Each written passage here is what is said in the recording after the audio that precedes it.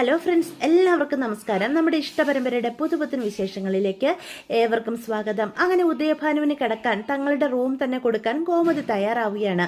അത് കേൾക്കുന്ന ദേവി പറയും, വേണ്ടമ്മേ, എൻ്റെ റൂമുണ്ടല്ലോ, ആനന്ദേട്ടനും അവിടെയില്ല, അച്ഛൻ എൻ്റെ റൂമിൽ കിടന്നോളും, ഞാൻ മീനുവിൻ്റെയോ മിത്രയുടെയോ അല്ലെങ്കിൽ അമ്മയുടെയോ കൂടെ കിടന്നോളാം എന്ന് പറയാണ്.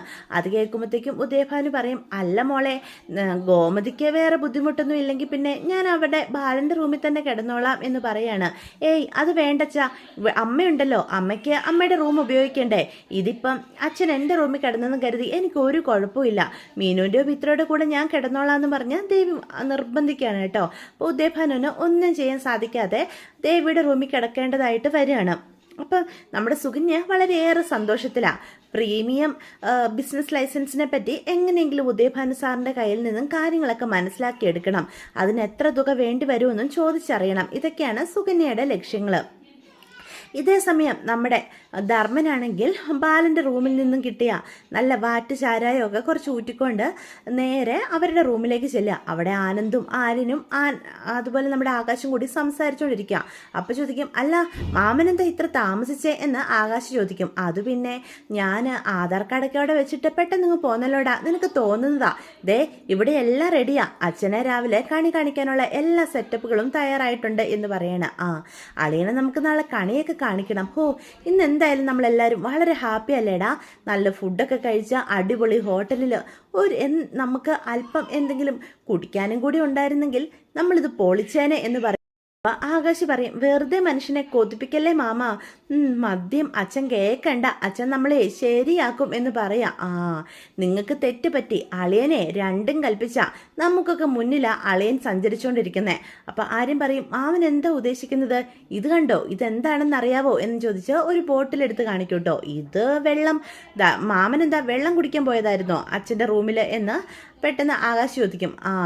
അത് നിങ്ങളുടെ അച്ഛൻ്റെ റൂമിൽ ഞാൻ വെള്ളം കുടിക്കാനൊന്നും പോയതല്ല, ഇത് പക്ഷേ നിങ്ങളുടെ അച്ഛൻ ആ ബാഗിൽ കൊണ്ടു നടന്നിരുന്ന നിധിയാ എന്ന് പറയാം.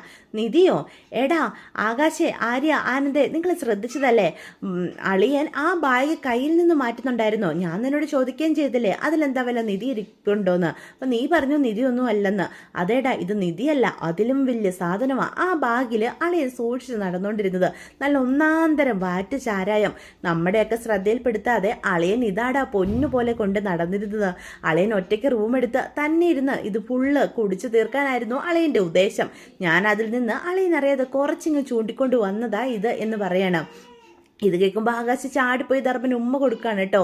എൻ്റെ പൊന്നു മാമ, നിങ്ങളാണ് മാമൻ, യഥാർത്ഥ മാമൻ. ഗോമതി സ്റ്റോർ ബാലൻ രണ്ടും കൽപ്പിച്ചാണല്ലോ ഇറങ്ങിയിരിക്കുന്നത്.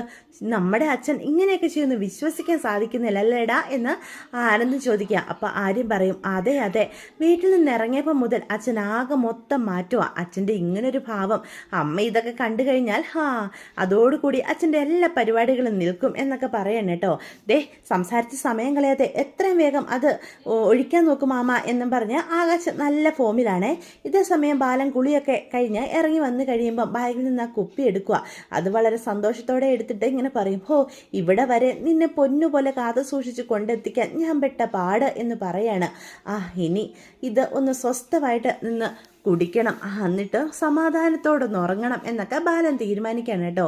ഇതേ സമയം നമ്മുടെ ധർമ്മം കൊണ്ടുവന്നിരുന്ന കുപ്പിയിലെ മദ്യം മുഴുവനും അവരെല്ലാവരും കൂടി കുടിക്കുക. കുടിച്ചു കഴിഞ്ഞ് കഴിയുമ്പോഴത്തേക്കും ആകാശ് പെട്ടെന്ന് പറയും, എനിക്ക് അച്ഛനെ കാണണം മാമ, എൻ്റെ അച്ഛനോട് എനിക്ക് മാപ്പ് പറയണം എന്ന് പറയാം. അപ്പോൾ ധർമ്മം പറയും, എന്തിനാടാ നീ അളിയനോട് മാപ്പ് പറയുന്നേ, നീ എന്ത് തെറ്റാടാ ചെയ്തത്, ഞാൻ എൻ്റെ അച്ഛനെ വേദനിപ്പിച്ചു, എനിക്കതിന് എൻ്റെ അച്ഛനോട് മാപ്പ് പറയണം എന്നും പറഞ്ഞ് ആകാശ് പൊട്ടിക്കരയാണ് കേട്ടോ. അത് കാണുന്ന ആനന്ദ് പറയും, എന്നാ വാടാ, ഇപ്പം തന്നെ പോയി അച്ഛൻ്റെ അടുത്ത് പോയി മാപ്പ് പറയാ, നീ എനിക്ക് അച്ഛന് ഒരു ഉമ്മ കൊടുക്കണം, ഇത്രയും നല്ല അടിപൊളി സാധനം നമുക്ക് വേണ്ടി അച്ഛൻ കാത്ത് കാത്ത് സൂക്ഷിച്ച് വെച്ചില്ലേ, എനിക്ക് വേണ്ടി ഇപ്പം ടൂറിനും വന്നു, എൻ്റെ അച്ഛനോട് എനിക്ക് നന്ദി പറയണം എന്ന് പറയാം. അപ്പം ധർമ്മം പറയും, എങ്കിൽ പിന്നെ എല്ലാവരും വാ, നമുക്ക് ഇപ്പം തന്നെ പോയി അളിയൻ്റെ അടുത്ത് പോയി സംസാരിക്കാം എന്ന് പറയണം കേട്ടോ.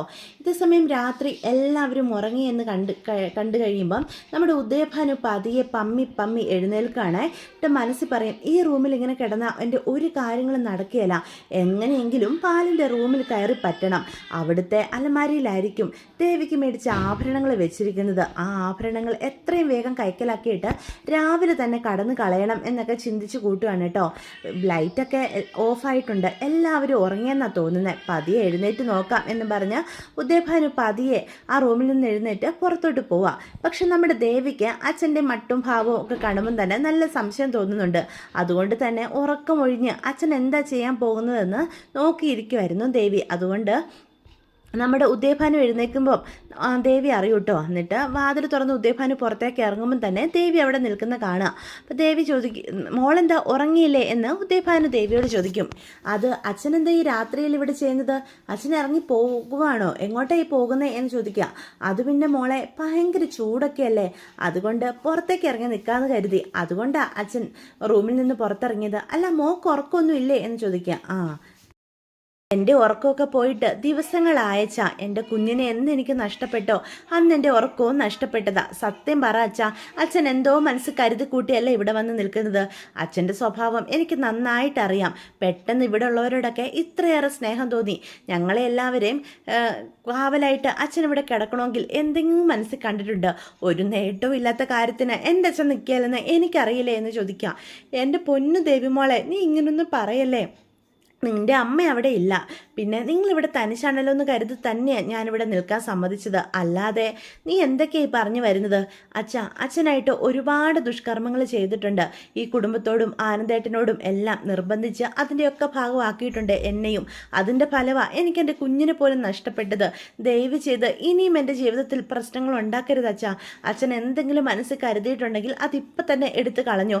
നാളെ നേരം വെളുക്കുമ്പോൾ തന്നെ ഇവിടെ നിന്ന് ഒന്ന് പോകാൻ നോക്ക് എന്ന് പറയണം കേട്ടോ.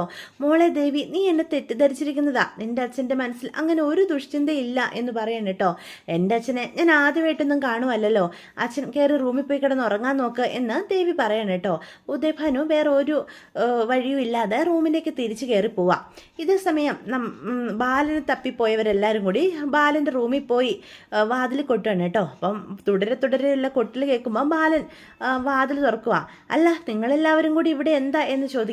അപ്പം ആകാശ ഓടിപ്പോയി ബാലനെ കെട്ടിപ്പിടിച്ചിട്ട് ഉമ്മ കൊടുക്കുക. എന്നോട് ക്ഷമിക്കച്ച, ഞാൻ അച്ഛനോട് തെറ്റ് ചെയ്തു എന്നും പറഞ്ഞ് പൊട്ടിക്കരയുക. നീ എന്തിനാ ആകാശെ കരയുന്നേ എന്ന് ബാലനപ്പം ചോദിക്കുക. ബാലനെ മദ്യപിച്ചിട്ടുണ്ട് കേട്ടോ. ഞാൻ അച്ഛനോട് തെറ്റ് ചെയ്തച്ച, നമ്മുടെ കട ഉപേക്ഷിച്ച് മീനാക്ഷി സ്റ്റോഴ്സ് ഉണ്ടാക്കാനായിട്ട് തുടങ്ങി. അത് അച്ഛനെ വേദനിപ്പിച്ചു എന്ന് എനിക്കറിയാം. എന്നോട് ക്ഷമിക്കച്ച, ഈ മകനോട് ക്ഷമിക്കുക എന്ന് പറഞ്ഞ് കെട്ടിപ്പിടിച്ച് കരയാണ് കേട്ടോ. അപ്പം ബാലൻ പറയും, അതൊന്നും സാരമില്ലടാ, അച്ഛന് മനസ്സിലാകും. സ്വന്തം കാലം നിൽക്കാനുള്ള നിന്റെ ആഗ്രഹം കൊണ്ടല്ലേ നീ അങ്ങനെയൊക്കെ ചെയ്തത് എന്ന് പറയാം. അപ്പം നമ്മുടെ ധർമ്മനും വരും. എന്നിട്ട് പറയും, അളിയ എനിക്കുമുണ്ട് അളിയനോട് നന്ദി പറയാൻ. ഇത്രയും നല്ല സ്വയംഭ സാധനം ഞങ്ങൾക്ക് വേണ്ടി കാത്തു സൂക്ഷിച്ച അളിയനോട് ഞാൻ നന്ദി പറയുക അളിയ എന്നും പറഞ്ഞ് ബാലനെ കെട്ടിപ്പിടിക്കുകയാണ് കേട്ടോ. അതിന് പിന്നാലെ ആനന്ദം വരിക. എനിക്ക് വേണ്ടി എൻ്റെ അച്ഛൻ കട വരെയും മറന്ന് ഇങ്ങനൊരു ടൂർ പ്ലാൻ ചെയ്തു. ഇവിടെ കൊണ്ടുവന്ന് നല്ല ഫുഡ് മേടിച്ചു തന്നു, എന്നെ സന്തോഷിപ്പിക്കാൻ നോക്കി. ഇതിനൊക്കെ അച്ഛനോട് എന്തുമാത്രം നന്ദി പറഞ്ഞാലും തീരില്ല എന്ന് പറയണം കേട്ടോ. അതിനുശേഷം ആരിൻ്റെ വകയുണ്ട് നന്ദി പറയലും ക്ഷമ ചോദിക്കലും ഒക്കെ. അങ്ങനെ ബാലനോട് എല്ലാ മക്കളും സ്നേഹം പ്രകടിപ്പിക്കുകയും നന്ദി പറച്ചിലും ക്ഷമ പറച്ചിലും ഒക്കെ നമുക്ക് നാളത്തെ എപ്പിസോഡിൽ കാണാനായിട്ട് സാധിക്കും കേട്ടോ. അപ്പോൾ ഇതൊക്കെയാണ് നാളത്തെ വിശേഷങ്ങൾ. വീഡിയോ ഇഷ്ടപ്പെട്ടുവെങ്കിൽ ചാനൽ സബ്സ്ക്രൈബ് ചെയ്യാൻ മറക്കരുത്, ലൈക്ക് ചെയ്യാനും മറക്കരുത്. നിങ്ങളുടെ അഭിപ്രായങ്ങൾ കമൻസ് വഴി തന്നെ അറിയിക്കാനും മറക്കരുത്. അപ്പോൾ എല്ലാവർക്കും ഗുഡ് ബൈ.